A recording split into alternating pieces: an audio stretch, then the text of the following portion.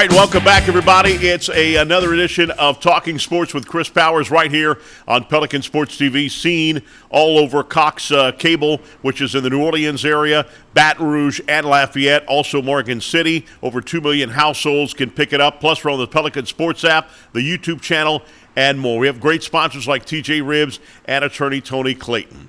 All right, we got lots to talk about today. Now, one thing I will never do on this show is talk politics. But obviously everybody is talking about the assassination attempt on President Donald Trump. I've always said this is not the United States of America anymore. This is the divided states of America. We are so divided. Right now you got 5 parties.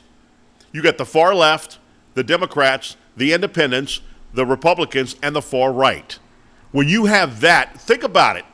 Think about this, and Jonathan, you know this as well as I do, and all of you have played sports. In a football locker room, if you have half the team is for the backup quarterback because he came in and looked like a hero, and half the team is for the starting quarterback, you're not going to win a championship. You're just not going to win it because a house divided. You can't do anything by division, period. You can't do it.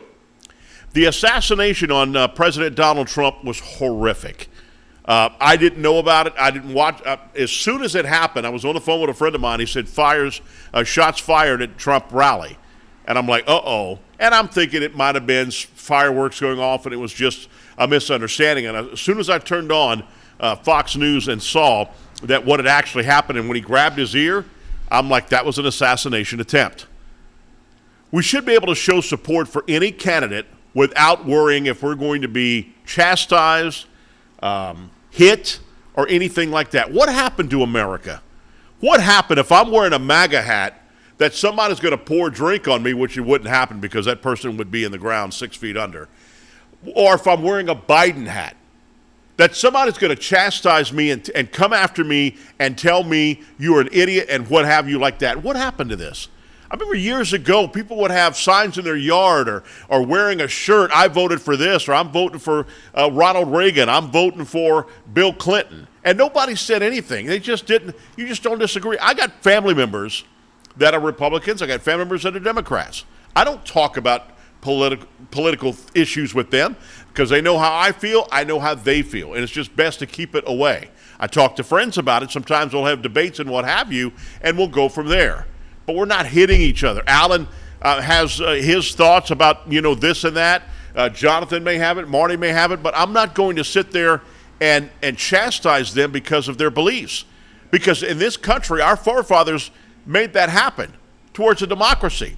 You may not like what I think politically, but at least we're still friends and like Biden said, neighbors at the end of the day. For the first time in a long time, I saw President Biden be an actual president. With the press conference, the phone call that he said to Donald, and President Donald Trump said today that now the election from this part on is going to be more about civility, which means that they're not going to hopefully take cheap shots at each other. Just stick to the facts. That's what I want to hear. I want to hear that price of food is going down. Gas is going down. That the economy is doing great. I want to know when health insurance is going to be tackled. The Affordable Health Care Act is perfect for poor people and rich people who don't even get insurance, but for the middle class, it's killed us because of the deductibles and the out-of-pocket expenses.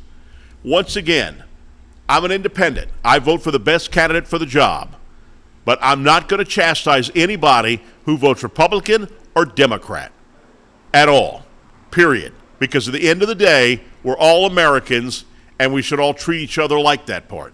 This is not Iraq. Do you know what happened when Saddam Hussein was alive and he knew you were voting for someone else? You got a bullet right between the head. When the Olympic team got finished with the Olympics and they lost, they had to lay on their belly and their shoes off, and somebody would paddle the bottom of their feet until the blisters came out. That's how we don't live in a country like that. We should live in a country where you can vote for who you want to vote for, no matter what, if it's Republican or Democrat, whether I agree or disagree. That's my view on that. All right, let's talk to Paul Skeens. Paul Skeens, unbelievable. LSU baseball is just a year ago, he was the hero of guiding LSU to a national championship. And remember in that third game against the Florida Gators, he was getting ready to be able to come in and do some relief pitching. He was ready. He wanted to win a championship no matter what. Now this guy is already in the pros. And tomorrow night, we're taping this on a Monday, so when this airs on Tuesday, he is going to be the starter for the National League All-Stars, for Major League Baseball All-Star game. Isn't that unbelievable? Paul Skeens is 35th in quality starts in Major League Baseball. He's 6-0 as a starter. He has a 1.9 ERA, 1.90 ERA. He has 89 strikeouts with a .92 whip. Jonathan, that's unbelievable. .92 whip. And that, of course, is walks, hits, innings per pitch. That's impressive when you have a .92. He's dominated. Did you think he would dominate this quick? Well, he certainly showed that he was able to dominate. It was all about putting the pieces together. He was a very mature kid when he came to LSU. He did his time with the Air Force Academy. And he showed up on campus a grown man, both physically and mentally. Only got stronger. I saw a tweet that said Paul Skeens might have had the most dominant 382 days in the history of sports. You run through it. You win the College World Series. You're the World Series MVP. 10 months later, first you're selected first overall in MLB draft. 10 months later, you get called up to the majors. Your relationship with one Livy Dunn goes public. You get selected to the All-Star team with the fewest starts of any pitcher ever to start an All-Star team with 11. The game before the break was his best start of the season, Chris. 7 no-hit innings. They took him out because he had 99 pitches just to protect his arm. Skeens was on board with it. Look, it was an honor to be selected, but to get the nod to be the starter, this guy is the best pitcher in the majors right now. He's a workhorse. He throws 4 pitches for strikes. You know the velocity is going to be there. He averages above 99 miles per hour per fastball. He recorded the top 9 fastest velocities for a starting pitcher this season. You name it, Paul Skeens has done it. Your question, did I think he'd dominate like this? No, I didn't see him dominating the majors like this. He's a grown man that's getting paid to hit the baseball. And Paul Skeens, look, when he struck out Ohtani, I thought, okay, this is for real. This guy's the real deal. But he's only gone up since then. When you talk about right before the break, your best start as a professional, the sky is the limit for Paul Skeens. I mean, he could be the Cy Young Award winner if he keeps on this pace. Right now, everything he's using. You know, when Roger Clemens came out, it was his fastball. Same thing with Nolan Ryan. But right now, Skeens is everything he's doing is working. His slider, his curveball, his fastball, of course, as you mentioned, 99 miles per hour. He's averaging only 13 walks based on balls and 11 starts. That's pretty impressive. Now, this is how he found out that he was going to be the starter for the Major League Baseball All-Star game for the National League. This is how he found out on the Dan Patrick Show. Check it out.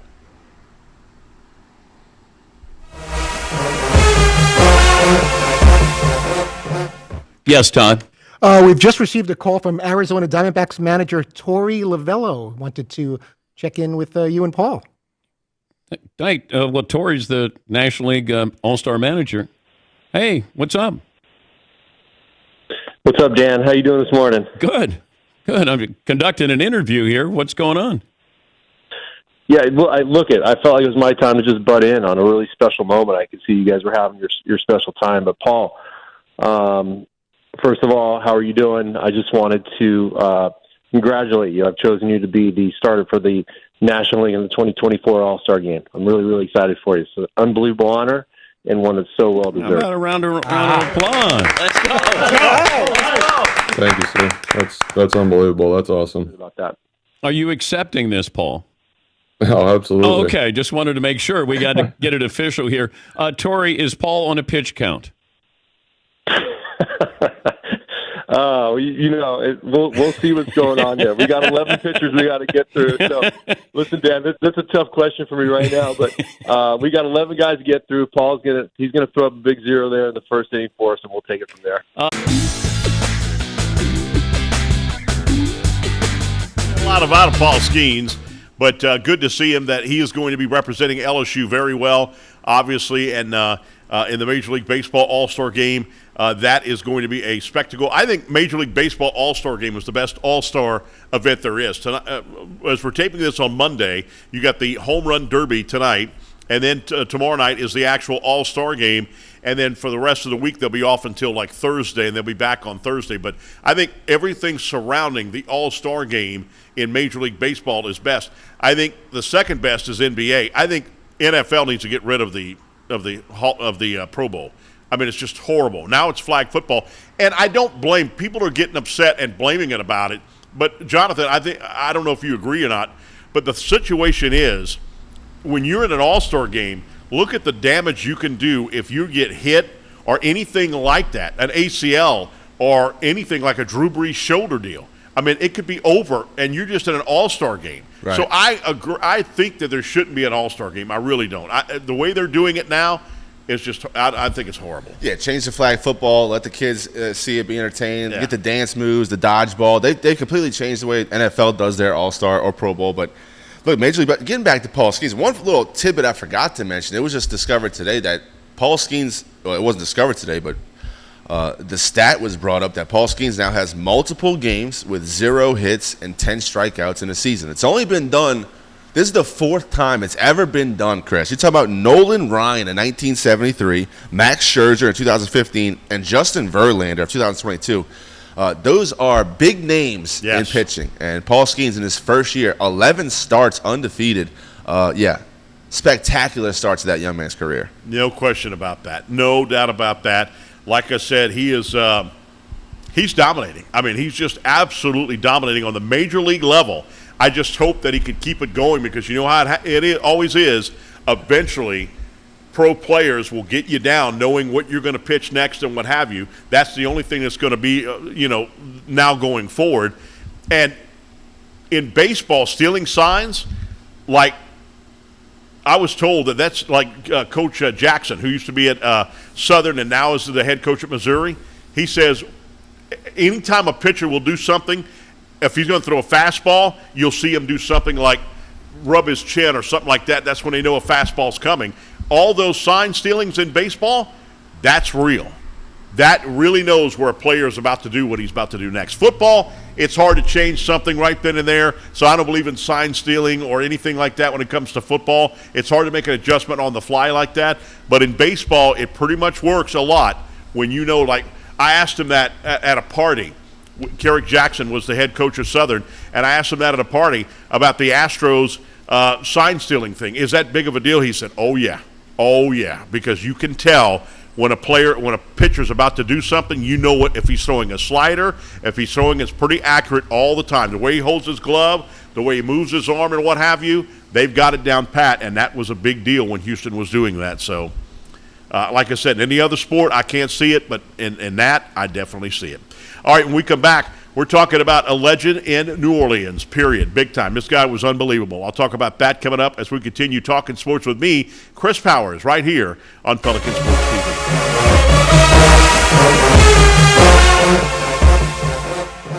We're a nation of hardworking Americans, and businesses will always be the lifeline of this great country. As a business owner, you understand the importance of your reputation. In times of uncertainty, you need a real lawyer who's serious about protecting you and your business. You need a problem solver. You need the law firm of Clayton and Fouger. Tony Clayton is a proven trial lawyer. He'll defend you and your business to the fullest extent of the law.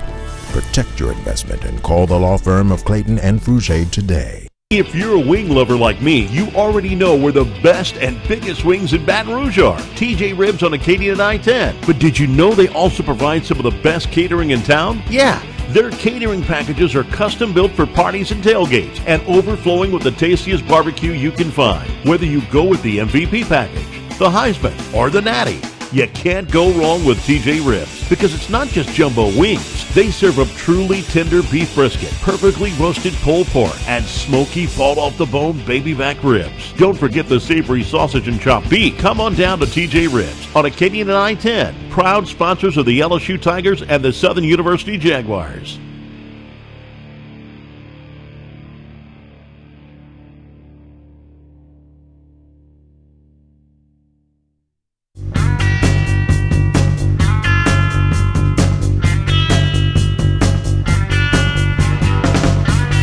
right, welcome back, everybody, as we're continuing to talk sports with me, Chris Powers, right here. We got Marty in the house. We've got, of course, Alan in the house, and we got Jonathan in the house. Thank you so much for being here with us again. And, ESPYs, I haven't watched it in a while, but ESPYs has been pretty good in the beginning, at least. But I haven't watched it in a long time. I'll go back to see this and that. The ESPYs always has a tender moment in that show, and it's the Arthur Ashe Award. Usually brings athletes and media to tears. Remember Jim Valvano from North Carolina State? He was the first recipient of this in 1993. And to watch his speech, I still go back and watch it. It's one of the most inspiring speeches. Never give up, he said. Never give up. And remember, they had the producer, the stage manager, was telling him to wrap it up. And he said, and in Italian, and you'll appreciate this, Alan. In the Italian way, he said, "This guy's telling me to wrap it up. I got a few months to live, and he's telling me to wrap it up. Get out of here!" I loved it. It was a great speech. It was inspiring. Like I said, I still watch it today sometimes. Howard Cosell in 1995, Muhammad Ali in 1997, Pat Tillman in 2003, killed by friendly fire after the government at first, or the military, lied that he was killed in friendly fire. They said it was the opposite. No, it wasn't. It was friendly fire that killed him. And he was honored in 2003. Pat Summitt couldn't stand her because she was beating us all the time. But her legacy has been unbelievable. Tennessee hadn't been anything since she's been gone. And she was gone because of Alzheimer's. She was awarded in 2003. Robin Roberts knew her. She's from Mississippi, but she went to school at Southeastern in Hammond. She'd come to the radio station. I was working there all the time. She was honored in 2014. And Steve Gleason now honored in 2024. It was an unbelievable deal. We're not going to cut this out at all. Here is the clip that Steve Gleason talked at the ESPYs. And now, this wasn't a talking. He was talking through a computer, but this is what his speech was to the ESPYs just a couple of nights ago.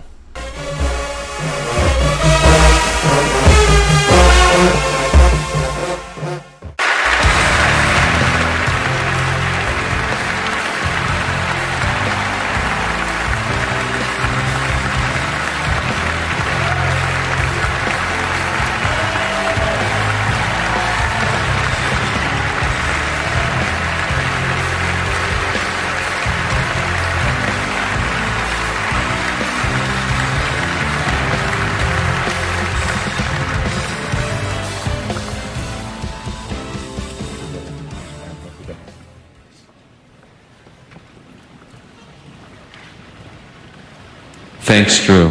I love you. Hi there, everyone. Hi, Gray and Mama, and thanks for your help, Rivers.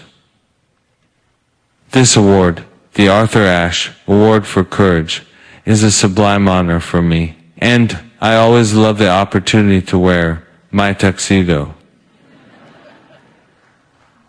Arthur Ashe exemplified courage as living with an open heart of humility, kindness, and generosity, which united humanity. So to receive this award is amazing.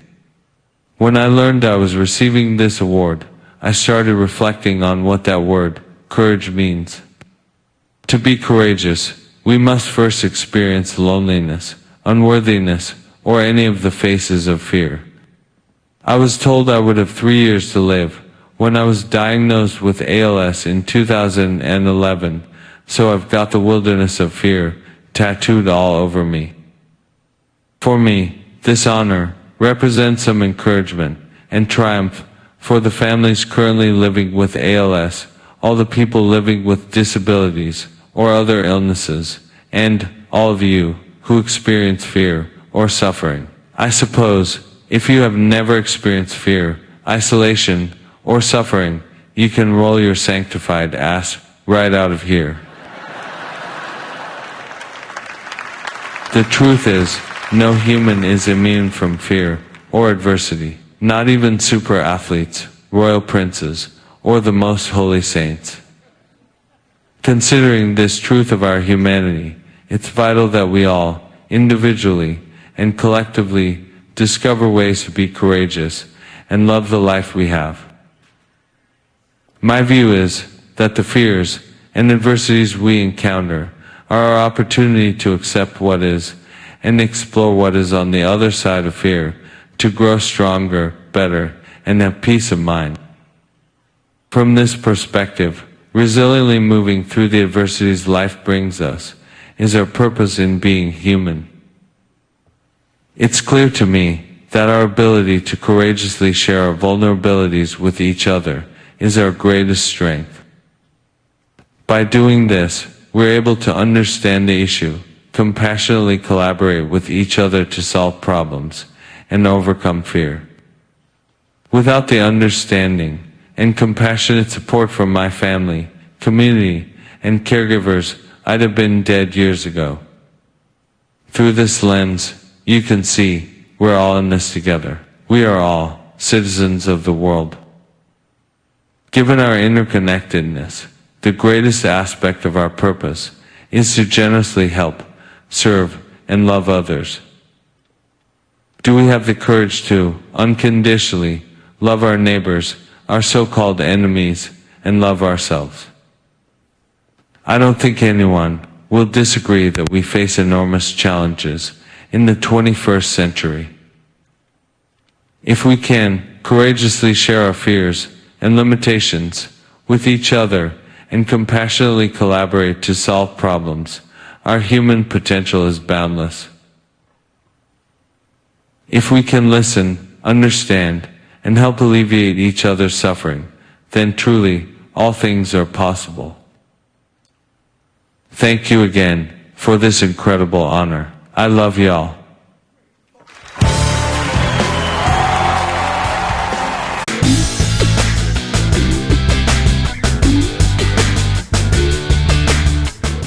All right, that was pretty incredible.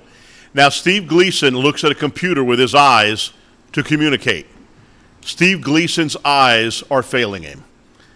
They said in a few weeks to months, he won't have the ability to even open his eyes. The ability for him to smile is gone.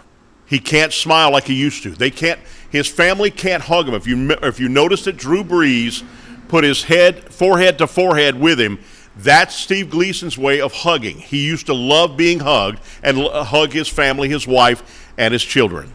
He can't do that anymore. So they put their head to forehead, and that's how they communicate and hug.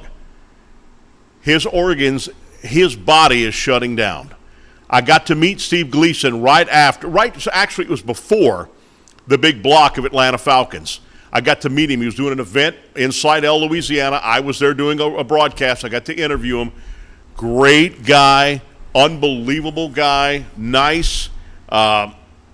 He's tough, he's brave, and he's an unbelievable human being. He started the Gleason Foundation, which a friend of mine is currently traveling all around the world with that. Mr. Joe, I won't say his last name, but Mr. Joe is traveling he's a very good friend of mine, traveling because of the Gleason Foundation. Steve Gleason is unbelievable, and we can learn lessons from Steve Gleason. His block of the Atlanta Falcons punt when that game was there, Jonathan, I don't cry. I had everything I could to stop. I was in the American Bank suite in that Superdome, and I almost cried when he blocked that. It was the loudest I've ever heard anything in my life, was that time when he blocked that punt. It was unbelievable. Where were you when that happened? I was in section 554, row cool. 4, seat 12. It was incredible. The whole night was incredible. Green Day started off with that, there is a house in New Orleans, the Saints Are Coming song. Wasn't that unbelievable to see incredible. You two? And with you two, right. And then when Steve Gleason blocked that punt, now I've been in the Superdome many loud occasions. Yeah. But the rumble that lasted for a solid 5 minutes, you felt it in your seat, you felt it in your feet. It's something I think back of and still get goosebumps to this day. Yeah. I think about that phrase in that Batman movie where, like, Steve Gleason was the hero that New Orleans needed, not the one they deserved. And truly, what a magnificent moment for the city. Put us back into not talking about the hurricane. There was something else to believe in, and then just it really breaks my heart, Chris, to see his son, Rivers, and his beautiful wife has been so phenomenal throughout this whole thing, not putting herself in the front limelights. It's always been about Steve and her kids, and that whole recording with his voice so he can talk to his kids in his voice so they knew his voice when they grew up. I mean, it's just heartbreaking to see his little son. I think Rivers had just been born when he was diagnosed with ALS 13 years ago. To see his teenager son standing next to him in the all-white, it stirred my emotions, no doubt. Steve Gleason, a hero, a true hero to the state of Louisiana. And still living. I mean, it's amazing. I would have thought he would have died, and like the doctor said, 3 years, that's it. And he's still going. But unfortunately, I think hopefully his will to live will be gone because now he will not be able to communicate anymore. If he loses his eyes, he loses the way to communicate. And they said that he's doing his muscles to open his eyes are doing everything they can to stay open because most of the time his eyes are almost closed all the time. And that's sad to even hear that. That is really sad. Like I said, man, Steve Gleason's unbelievable, and he's stronger and tougher and better than any one of us because of what he does, not only the strength that he has to fight this horrible disease, but not only that, the foundation that he founded that is helping other people get chairs, get equipment, get that communication device with the computer. He's doing it all. That's pretty impressive. Well, Nick Saban was on the ESPYs as well. He won an award also for the Icon Award. And he was on that award, and he talked about LSU and Tiger Stadium. Check it out.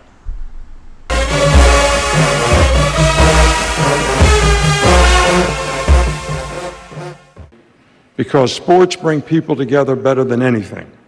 You know, when we won the national championship in 2003 at LSU, I had Jesse Jackson came in and speak to the team. And he said to me, he said, your team on a Saturday night in Tiger Stadium is closer to the kingdom of God than my church. I said, Jesse, you ever been in LSU Stadium on a Saturday night? You can smell the bourbon on the 50-yard line. And he said, no. He said, everybody has the same goal. The rules are clearly defined, and everybody's together in spirit. So we all have a responsibility and obligation to bring people together because our platform in sports can do that for so many folks. So help someone, bring people together. God bless you, and thank you very much.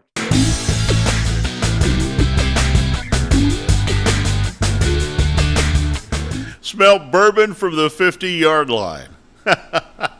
I wouldn't go that far, but I mean, obviously that was just a joke and what have you, but he was being facetious. But anyway, so I mean, I know Alabama fans cringe when he talks about his time at LSU. And in a book, it said that it was the biggest mistake he ever made was leaving LSU. He would still be at LSU today, but like Jonathan said, it's true that more than likely Breeze would have went to Miami. But again, I don't know because Saban said it was the team doctor is that the one that made the call that he would not be good. I watched the replay. Every Sunday, I called it Football in the Summer, starting in July. So I started it last week, and I kept on this week. This week I watched the Drew Brees story, and I don't know if you saw the Drew Brees injury, but his arm went way back that way like you would not believe. It was a very sick thing. It was almost as sick as the Joe Theismann thing, but it went back way above his head like that.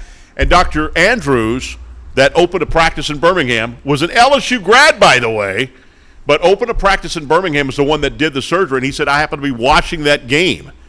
I happened to watch that game, and I knew immediately what happened.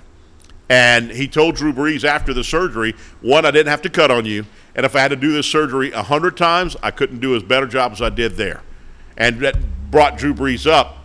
And Drew Brees went on to have a great career in New Orleans and not Miami because the team doctors told Saban, no, don't get him. He was a free agent from the San Diego Chargers. Don't get him. We don't want him. They went with Culpepper. Culpepper amounted to nothing, a hill of beans. And then Drew Brees obviously went on to have a Super Bowl and several big years in New Orleans and what have you. So that was good to see that. But I watched after that the replay of the Saints-Cowboys game in 2010, Thanksgiving, Thursday night game. That was the first time Saints ever played on Thanksgiving Thursday. And the Saints won that game 30-27. And so next week, I'm going to watch the replay. Well, this Sunday, I watched the replay of LSU Alabama 2022. Last week, I watched the replay of LSU Alabama 2019. That was an unbelievable ball game. That was an incredible game. So I'm going to watch the 22 LSU Alabama game, and I do that. 1 week is the Saints, 1 week is LSU, and what have you, and I go down the list with that. Speaking of LSU, Jaden Daniels won the Best Male Athlete of the Year award at the ESPYs. That was pretty impressive, so congratulations to Jaden Daniels as he starts going on very soon. He'll be reporting to camp for the Washington, what do they call themselves, Commanders? But now there's another group that came out. Native Americans came out with another group, and they're protesting the NFL. They want to be called the Washington Redskins again. I don't know if that's ever going to happen. The new ownership, since Dan Snyder has sold the team, if I was the ownership, I'd say let's do it. Dan Snyder had other investors, and the investors threatened to pull. Well, Dan Snyder couldn't do it all by himself. He couldn't afford to buy them out. So, therefore, that's why he caved into the pressure and named them the Commanders. Don't know if they'll ever go back to the Redskins. I still call them the Redskins. Like, we don't get offended. I'm sure being Italian, Alan, or whatever, you guys don't get offended. We don't get offended like that. All right, for Cajuns, they have a Raging Cajuns. We don't get offended. That Adam Sandler movie, that don't offend us. Come on, we laugh at that, whatever. And if we don't like it, then guess what? You're some alligator trapped between here and the Atchafalaya Basin because alligators got to eat too. So we don't get offended by that. Redskins, I understand if it's something that's not, that's detrimental to you or your background, but that's not detrimental. Redskins, I mean, they loved it, so let them be. I think they should bring the Washington Redskins back. All right, when we come back, we've got football in the summer, like I talked about. We've got football in the summer coming up. We'll talk about that when we return right here. We're talking sports with me, Chris Powers, right here on Pelican Sports TV.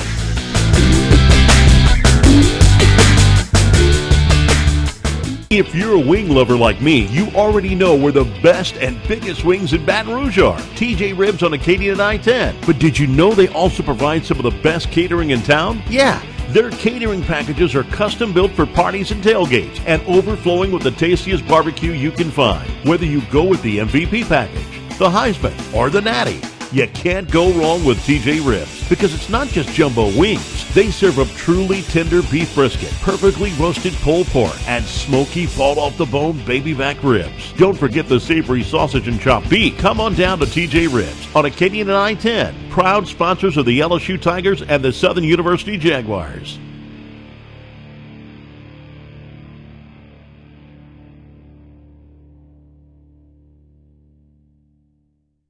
We're a nation of hardworking Americans, and businesses will always be the lifeline of this great country. As a business owner, you understand the importance of your reputation. In times of uncertainty, you need a real lawyer who's serious about protecting you and your business. You need a problem solver. You need the law firm of Clayton and Fouger. Tony Clayton is a proven trial lawyer. He'll defend you and your business to the fullest extent of the law. Protect your investment and call the law firm of Clayton and Fouger today.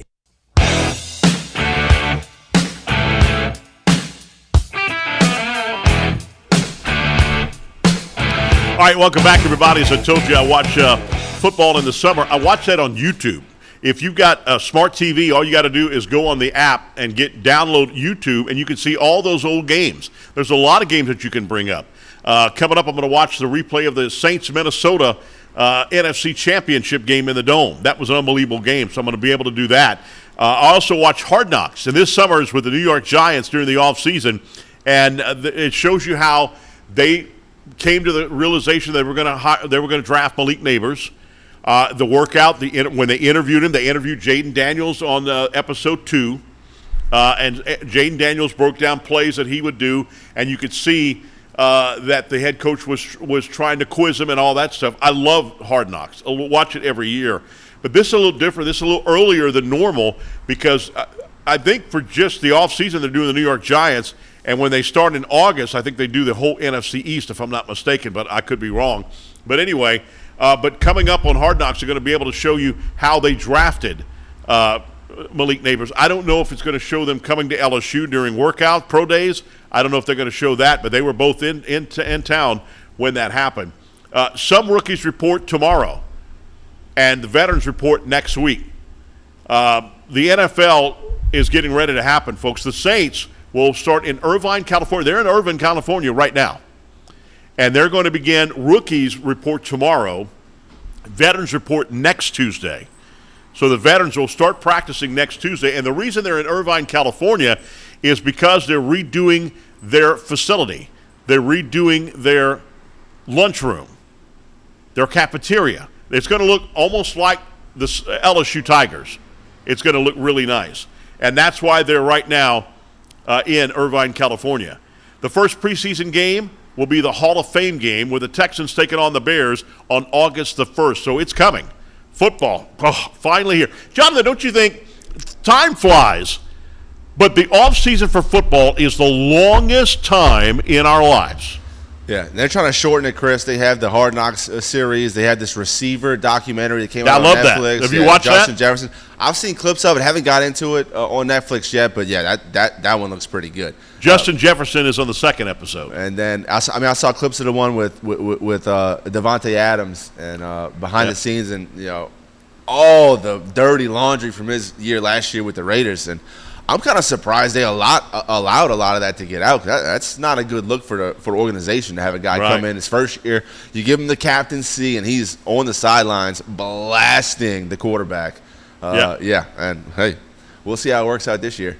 Yeah, I'd be like Saban, and I'd be like Parcells. Like, remember in the Super Bowl, Andy Reid? No way would I allow a player, Kelsey, to come to me and start yelling at me like that.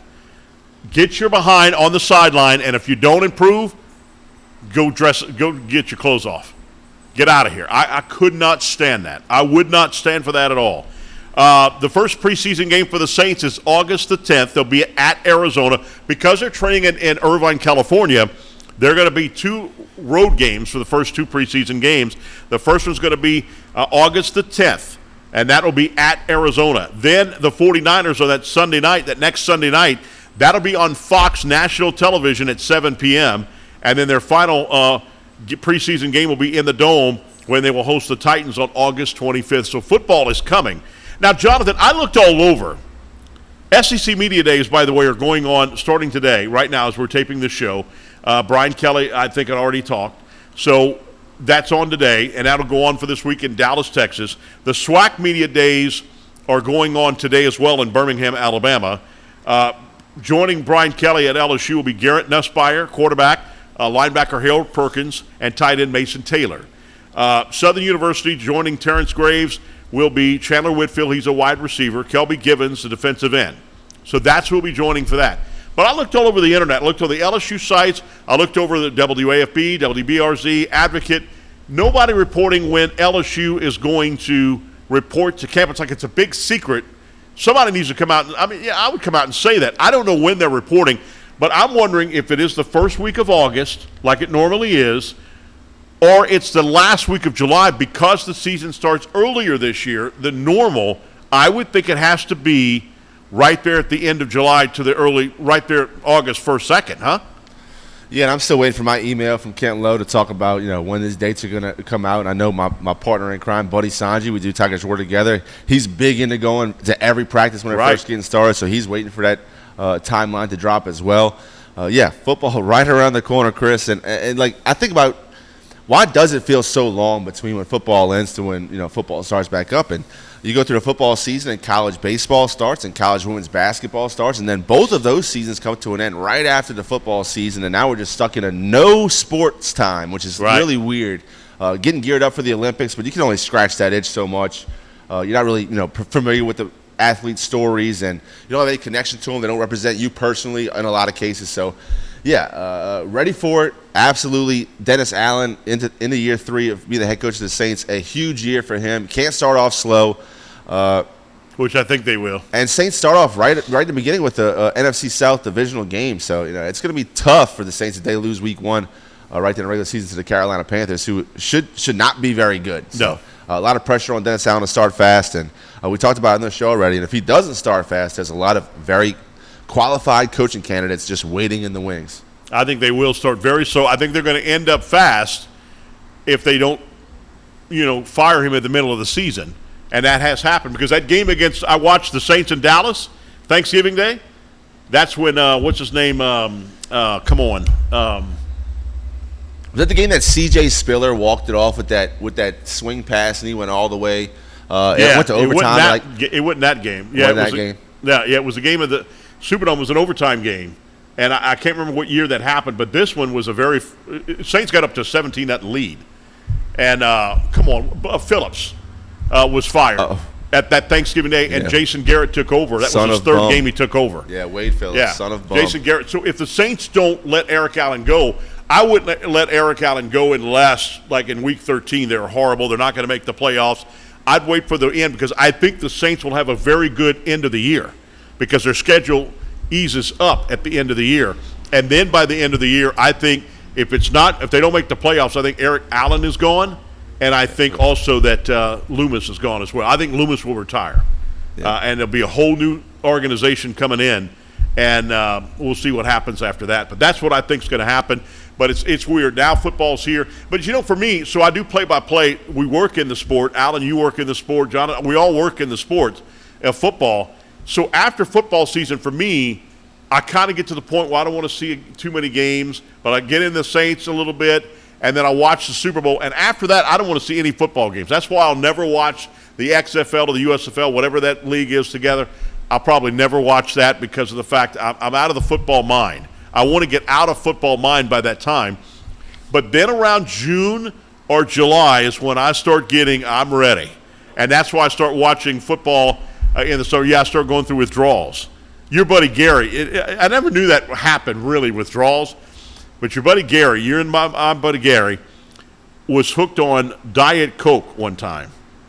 And I was working afternoon shift. I was working mornings. And I went up to Gary, and he said, Chris, come see. And he said, can you do me a favor? I said, what?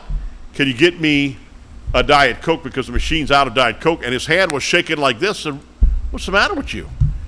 He had so much got addicted to Diet Coke. He didn't have one for a long time. I had to go down to the store to get one for him. I've never been addicted to stuff like that, I guess. I don't know. I'm not to where I'm like shaking like that. I got to get something, whatever. It's kind of weird. But anyway, but no, I don't get through withdrawals when it comes to football, but I get pretty close to where I'm like, okay, I'm ready for football. That's why I watch. On Sundays, I had a friend of mine wanted me to go have some barbecue on Sunday, way in Hammond. No, Sundays are mine. And I researched not long after that for this show and what have you. But no, Sundays are mine. I'm going to sit and watch football. I watch receiver. That's very good. The only time so they showed Justin Jefferson. The only time I got mad is when Jordan Jefferson was on there. I can't stand him. Can't stand him for the quarterback he was. And it wasn't his fault. Les Miles should have replaced him in that national championship game, but he didn't. And it ticked me off with that. And then, of course, when he threw that interception towards the end and broke that guy's leg because of the tackle that he did, the horse collar tackle, I turned it off. I'm not going to watch Nick Saban hoist the trophy in the Superdome. What'd you say, Jonathan? So ask me where I was for that game, Chris. Are you in the dome? In the Alabama section in the dome with everybody spraying their pom-poms all around my face. Me, my now wife, my parents, my sister, and her friend all had tickets together. Sat down. We thought, oh, great, because we had been in the Superdome when LSU beat Ohio State for the national championship. Right. And we also sat in the Ohio State section. That game worked out a little differently. We had a blast being in the OHI no section, right? Alabama did not work out that way, obviously. Didn't cross 50 till almost, end of the game. That was an embarrassing showing. My dad left that Superdome cussing Les Miles. Right. Yeah, up and down. Oh, I was ticked. And when did you ever see a 21-0 game be so dominant? Bring in Jared Lee. That was it, 21-0. And how did they look good all those times? A lot of people said that if LSU would have won that game, that would have been in the top 5 of the best teams in all of college football. Well, that was the same year of the game of the century, that 6-3 battle in Baton Rouge. Right. Like, both of those teams proved that they are the top of the chain. And, LSU, for whatever reason, there was rumors about whatever happened in the locker room before the game. That's it. Yeah, but, who knows what really happened. Right. Except they laid an egg. Something had to happen. Laid an egg on that field in New Orleans. Now, the backup quarterback, I keep forgetting his name. Jared Lee. Jarrett Lee. So what I heard, the reason that Jarrett Lee was not put in the game And the reason he didn't play a lot towards the end of the season, because remember, Jordan Jefferson was hurt, and then he got that shoe problem. Remember, he had a bunch of shoes and all that, and he was going to be in trouble with that. So Lee played in that time, but the reason that he didn't play towards the end was because there's a board in the weight room, and it's a list of people that have missed most classes, and Jarrett Lee was on top of that list. And so without insulting him and embarrassing him, Les Miles didn't kick him off the team but said, "You're not playing again. I told you have to go to class. You're not going to class.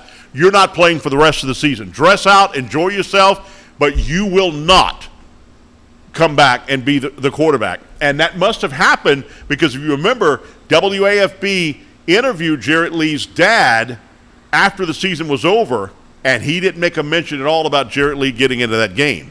So that must have been true that Jarrett Lee missed more class than anybody, and his name was on the top, and that's why he didn't play.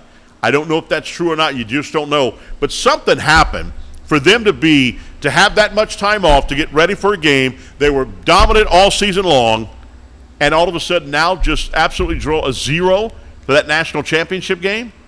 And that's where I thought at that point Les Miles was given one more year, and after that Les should have been gone. Les should have been gone. Because after that, Les just wasn't doing it. He didn't want to change the offense. I thought before that, I'll defend Les Miles all the way from when he started all the way to the end. Well, no, not to the end. To the year after the national championship. Because, one, he had a big-time winning percentage. He had the winning percentage of any LSU coach. They had a great team. A lot of Alabama players would say, they were being interviewed, "Oh, how does it feel to be in the NFL?" and stuff like that. And a lot of Alabama players, it's like playing LSU every day. That's how it is right now in the NFL. And another one, oh, come on, what's his name? Cornerback, Adams. When he was at the New York Jets, he was drafted to the New York Jets. And they said, you're not sweating hardly, you're not huffing and puffing. If you've never been through a Les Miles camp, that's why. I've been through a Les Miles camp. Trust me. It's unbelievable. So I think Les Miles was good until that year after that national championship when he wasn't changing. Everybody was going to the spread, and he didn't change. But even though that's what happened this year with Michigan did the smash mouth football this year, and they won a national title.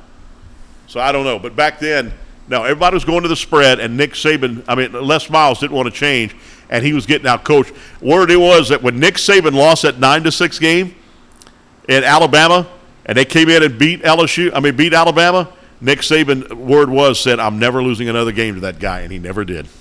He never lost another game to Les Miles after that. Because remember, Les Miles had a winning record against him for the longest time.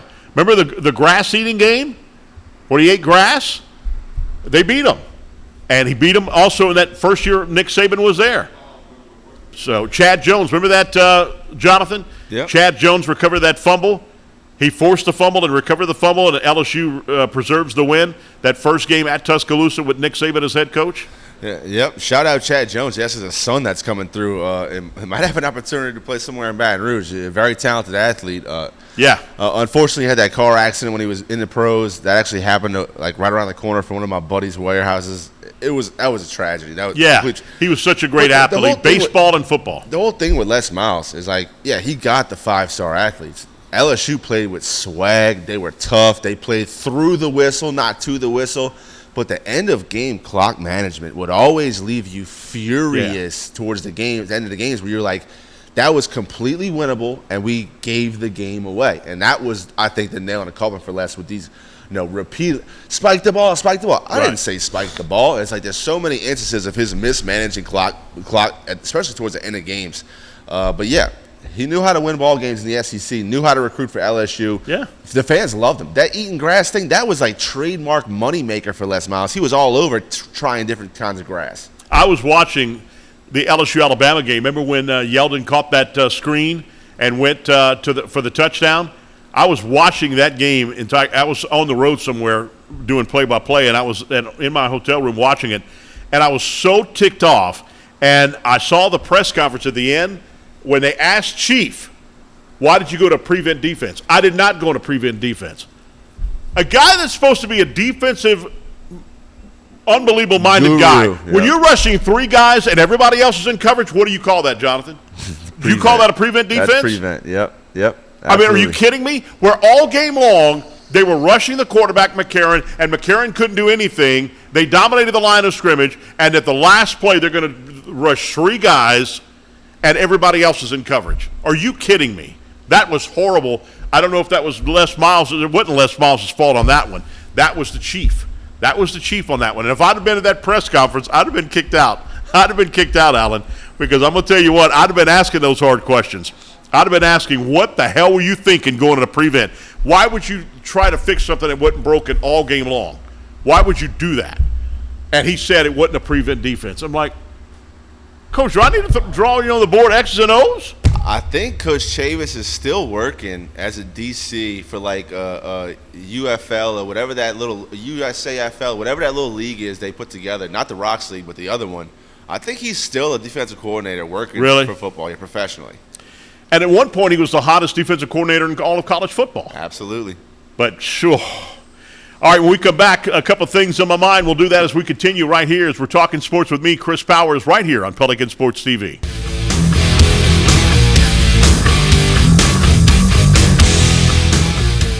We're a nation of hardworking Americans, and businesses will always be the lifeline of this great country. As a business owner, you understand the importance of your reputation. In times of uncertainty, you need a real lawyer who's serious about protecting you and your business. You need a problem solver. You need the law firm of Clayton and Fouger. Tony Clayton is a proven trial lawyer. He'll defend you and your business to the fullest extent of the law.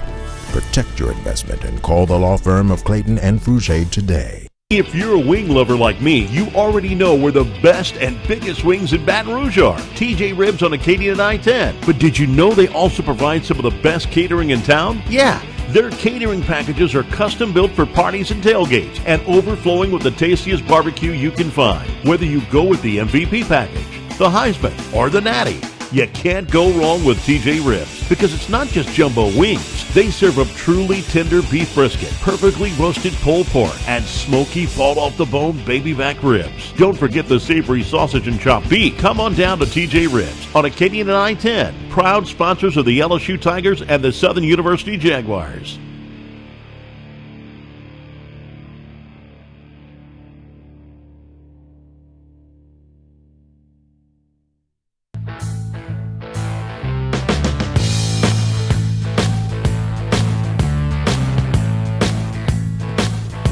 All right, welcome back, everybody. We're right here talking sports with me, Chris Powers. This show is seen 5 times a week.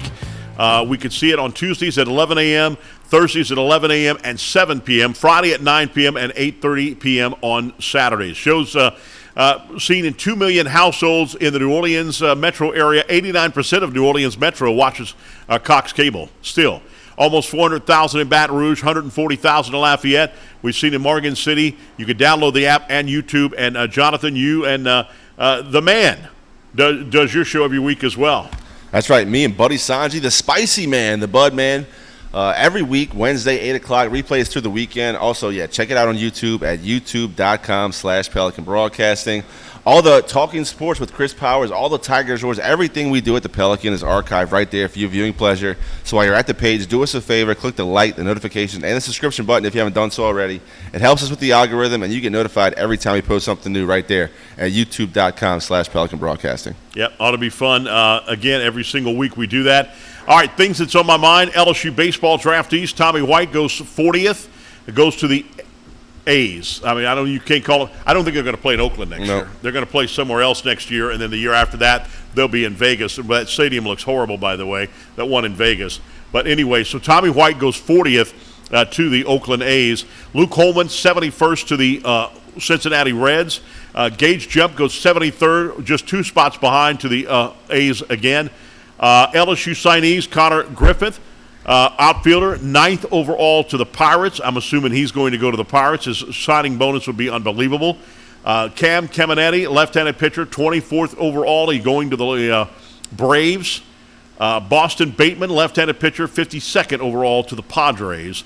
And again, that's what's horrible about baseball. That's what something Maneri told me one time. It was horrible in baseball. So you get drafted, and say, for instance, Cam Caminetti says, Coach, I'm going to LSU. I'm going to go to LSU. The signing bonus is bad and what have you. So all the way up to when class starts in the fall for LSU, they can say at the last minute, that day before class on a Sunday night, can call coach and say, Coach, I've decided the signing bonus is unbelievable, $800,000 or $1.4 million.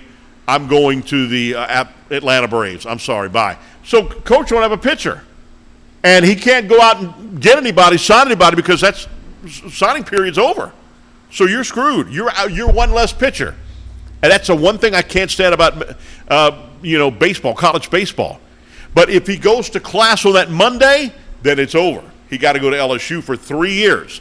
Isn't it crazy? The most, I guess, the guys that are not grown up, mature guys, I think to me is basketball, and they only play 1 year, and they go to the pros. That's stupid. That's the dumbest thing I ever saw. Baseball is more mature athletes. They got to go 3 years. Football, you got to be 3 years. You could redshirt, and that counts for 3 years too. That's fine. But for basketball, 1 year, and that's it. But in baseball, if you go to class on that Monday morning, it is over. You got to be at LSU for 3 years. You could transfer. You got to play college ball for 3 years. That's kind of crazy. Southern's head coach Chris Crenshaw served as national head coach of the collegiate national team in North Carolina a couple of weeks ago. Congratulations to that. 5 Southern baseball players were picked and played this past weekend at the Globe Life Field in Arlington, Texas. Kyle Ratcliffe, outfielder, Bernard Grace, a pitcher, KJ White, infielder, Christian Davis, a pitcher, and Tyler Hawkins, an outfielder. They played in that. It was on the Major League Baseball Network. That was awesome to see that. So that was this past week. So a lot of kudos to Southern baseball. How will they be? They should be a better team. They got a lot of their players coming back this year. LSU players are losing players, but they're also gaining players in the transfer portal and their draft class. We'll see if their draft class is going to go Major League Baseball or will they come to LSU. They've gotten all the way again, we told you, that first day in the fall. Well, that's going to do it for this week's show. Jonathan, thank you for your insights. Appreciate it, my brother. Thanks for loading all the clips that you do. Alan, for all what you do. Good luck on your back surgery, which is next week, my friend. Marty does nothing here to the show, right? Yeah, I get water. You get water? No, I got this. I brought my own water. You don't do nothing. Marty out here doing a great job. Thank you, Marty. I appreciate it. We'll be back again next week as we continue talking sports right here with me, Chris Powers, on Pelican Sports TV. Thank you so much for watching on YouTube or also anywhere on the internet. We appreciate it, and we will see you next week. Have a great week. And, again, SEC Media Days this week. It'll be interesting to see what they have to say on that. You can see all the coverage on the SEC Network with that, including Nick Saban is on the SEC Network breaking down all of the deals. It'd be interesting to see what Brian Kelly said this week. We'll talk about all that next week right here. Talking sports with me, Chris Powers, right here on Pelican Sports TV.